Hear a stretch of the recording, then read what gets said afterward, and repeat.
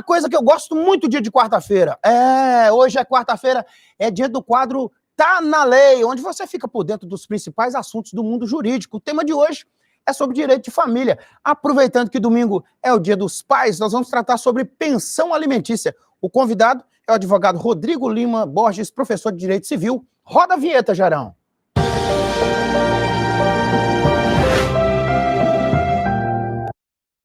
Está comigo aqui o advogado Rodrigo. Primeiramente, boa tarde, Rodrigo. E a gente já começa perguntando o seguinte: o que é pensão alimentícia? Quem é que tem direito a isso? Boa tarde, Nico. Boa tarde a todos os telespectadores do Balanço Geral. Desde já agradecer a você o convite e parabenizar por essa pauta de grande importância para Minas Gerais e o Brasil. Bom, pensão alimentícia ou verba alimentícia tem um caráter de alimento. O próprio termo já diz, já conceitua. Mas tem o caráter principal da subsistência, da sobrevivência daquele que precisa ser alimentado. É comum a gente ouvir assim dizer que as mães ingressaram com a ação pedindo verba de alimento, mas o pai também pode requerer a pensão e ele precisa ter a guarda dos filhos nesse caso? Veja bem, Nicomedes, quando nós pensamos em pensão alimentícia, decorre de um vínculo. Então, vínculo, filiação, vínculo de cônjuges, né, de matrimônio. Então, há essa particularidade. Então, quando você ouve alguém falar, a mãe pediu a pensão, então, quando ouve o termo mãe, está direcionado ao filho, o direito é do filho, a mãe é que representa o filho. E o pai também, ele tem o direito de pleitear representando o seu filho. Por quê? Se ele estiver sob a guarda do filho, ele tem sim o direito de pleitear representando o filho alimentos à mãe. É importante pensar a pensão nesse ponto de vista, né? O direito é do filho e não necessariamente do pai ou da mãe, né? Exatamente. É interessante essa ideia. Como exercer esse direito? Ou seja, como obrigar alguém ao pagamento de uma pensão, né? É possível ter acordo a respeito disso? Olha só, tudo decorre da lei. Então, como decorre da lei, o fato de obrigar precisa de uma sanção judicial.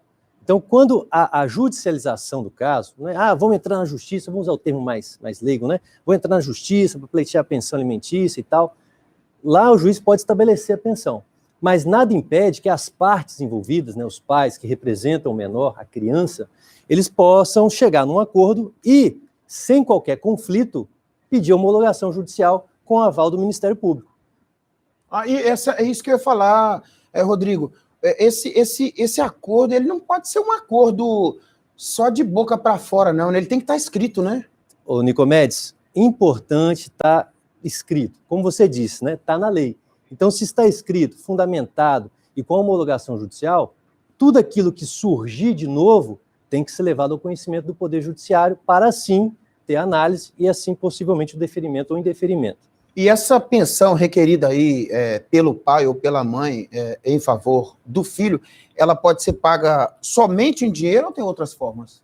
Veja bem, tem um fato muito interessante. Né? Quando a gente pensa em pensão alimentícia, o que vem na mente é o quê? O dinheiro, não é? Mas a sobrevivência, ela decorre do lazer, da educação, da saúde. Então, em vez de... A escola, né? Da escola, exatamente. Então, em vez de ter o dinheiro, o depósito, não, eu vou pleitear, eu vou pagar, vou compensar através da educação, do plano de saúde, vou pagar a escola. Então, a verba alimentícia, ela não precisa ser necessariamente em pecúnia, em dinheiro, mas sim através de outros instrumentos.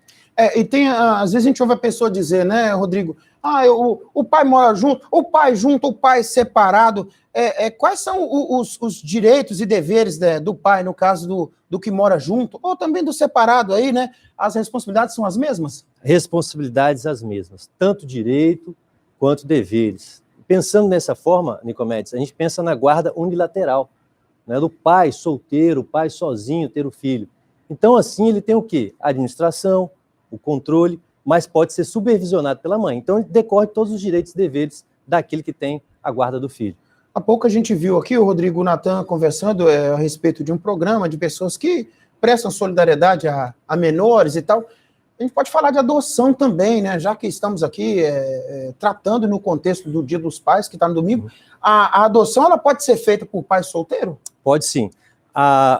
O Código Civil não prevê nenhum tipo de empecilho ou óbice nessa natureza. O único empecilho que nós temos é que deve haver uma diferença de idade entre aquele que adota e o adotado, uma diferença aí de 16 anos. Então, guardada as necessidades, o bem-estar da criança, né, que o Tribunal de Justiça, pelo menos de Minas Gerais, aliás, do Brasil todo, ele tem essa assistência social, psicológica, eles vão averiguar toda a situação. Guardada a assistência do menor, pode haver a adoção do pai, do caráter solteiro. Os temas entrelaçam, Rodrigo, a pensão alimentícia, a adoção, e tem um outro termo também, que é o tal do abandono afetivo, né? Isso pode gerar algum processo? Exatamente, Nicomedes. O nosso Tribunal de Minas Gerais é precursor no Brasil para analisar uma decisão desse tipo. Então, lá atrás, uma filha ingressou contra o pai porque ele teve o quê? O dano afetivo em razão da falta da assistência, em razão do auxílio na educação, da ausência da disciplina. Então, ela pleiteou isso judicialmente. Na verdade, hoje, quando nós pensamos em pensão alimentícia, a gente tem que pensar um pouquinho fora da caixa. Não apenas o dinheiro, mas sim o pai transferir para o filho um legado, o caráter, a disciplina. Uma marca, né? Uma marca. Não apenas banquei, paguei, mas não, porque o filho vai carregar o nome do pai. Então o pai deve pensar nesse sentido.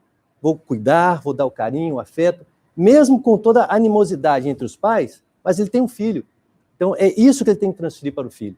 E o pai não pode entrar nesse viés, né, Rodrigo, de ter um problema com a mãe. Aí, tanto o pai como a mãe não pode descontar isso no filho, né? Exatamente. Infelizmente, nós vemos muitas ações judiciais que as brigas, né, as animosidades são entre os pais e o filho que paga a conta. Existe um critério para se chegar, Rodrigo, ao valor dessa verba alimentícia, né? Ou seja, tem um tempo determinado, assim, a pensão é eterna ou tem um tempo para cortar? Então, vamos lá. Duas coisas que você pontuou, Nicomedes. A primeira é a seguinte, que não existe um critério objetivo, mas sim subjetivo. Qual seja, possibilidade daquele que paga e necessidade daquele que come, daquele que é alimentado. Então, não existe 10%, 20%, 30%. Depende desse parâmetro, daquele que paga e daquele que come. E a pensão também não é eterna. Por quê? Alcançada a maioridade, 18 anos, ela cessa. No entanto, se o filho ou a filha estudar curso superior, aí colocamos aí até os 24 anos, a pensão persiste.